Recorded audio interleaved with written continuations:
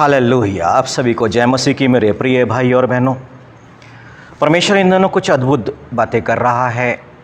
समय है परमेश्वर की आशीषों को पाने का, उसके वरदानों को, उससे चंगाई को पाने का।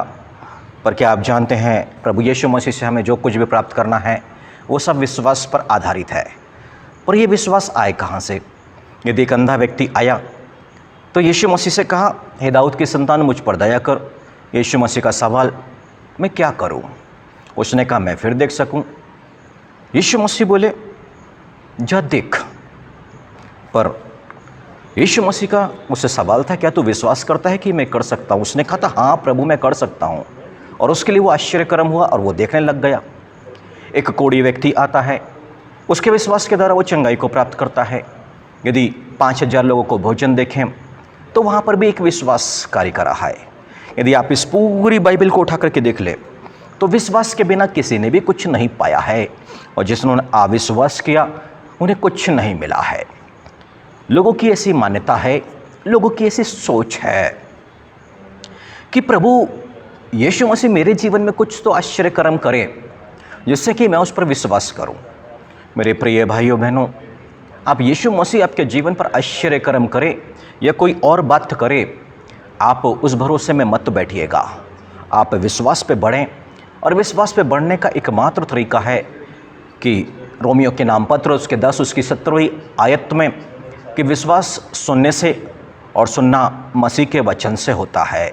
इसलिए मेरे प्रिय भाइयों और बहनों, यदि आपको विश्वास पर आगे बढ़ना है तो आपको इस पुस्तक के अंदर में यीशु मसीह के विषय में जानना और समझना और उसे पढ़ना पड़ेगा। और जैसे जैसे आप प्रभु यीशु मसीह को जानेंगे और समझेंगे, आपका विश्वास बढ़ता जाएगा। ये जो किताब है ना, ये पवित्र शास्त्र, ये जो बाइबल है ना, ये यीशु मसीह के विषय में हमें बताती है। और यहूदियों ने यीशु मसीह के पास में बहुत से सवाल, बहुत से प्रश्न चिन्ह खड़े किए थे, परंतु यीशु मसीह का जवाब 5वीं अध्याय यूहन्ना के सुसमाचार उसकी 39वीं आयत में उनके लिए कहा था कि तुम पवित्र शास्त्र में ढूंढते हो। और वो क्या ढूंढते हैं? क्योंकि वो समझते थे कि उन्हें उसमें अनंत जीवन मिलता है। परंतु यीशु मसीह ने कहा, ये वही किताब है, ये वही पवित्र शास्त्र, ये वही बाइबल है जो मेरे विषय में गवाही देती है। यानी कि आप जब इस बाइबल को पढ़ना शुरू करेंगे और ये किताब जो है, ये पवित्र शास्त्र जो है, ये प्रभु यीशु मसीह के विषय में गवाही देगी कि वो प्रभु है, वो मसीहा है, वो परमेश्वर का पुत्र है, वो उद्धार करता है।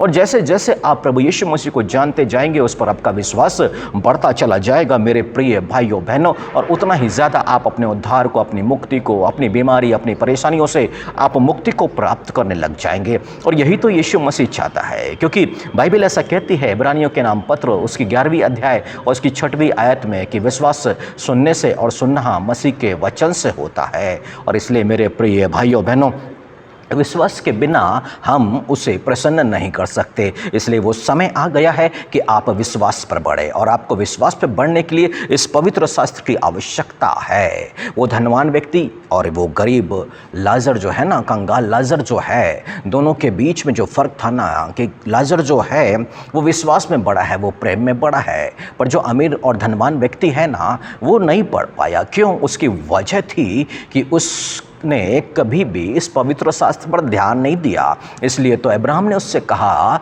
कि तेरे भाइयों के पास में मूसा और भविष्यद्वक्ताओं की किताबें हैं, वह उसकी सुने। आपके पास भी पवित्र शास्त्र है, आप उसकी सुने, और जैसे आप सुनेंगे, उसे समझेंगे, आप विश्वास में बढ़ेंगे। तो आइए हम प्रार्थना में आगे बढ़ें।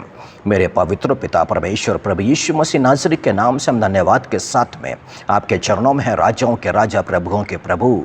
आज आपका पवित्र वचन हमें सिखाता, हमें बताता है प्रभु जी कि हम प्रभु जी विश्वास में बढ़ के आपके उन आश्चर्य कर्मों को, अपनी आशीषों को प्राप्त कर सकते हैं। इस बाइबल के अंदर में बहुत तेरे लोगों ने प्रभु जी अपने विश्वास के प्रतिफल को प्राप्त किया।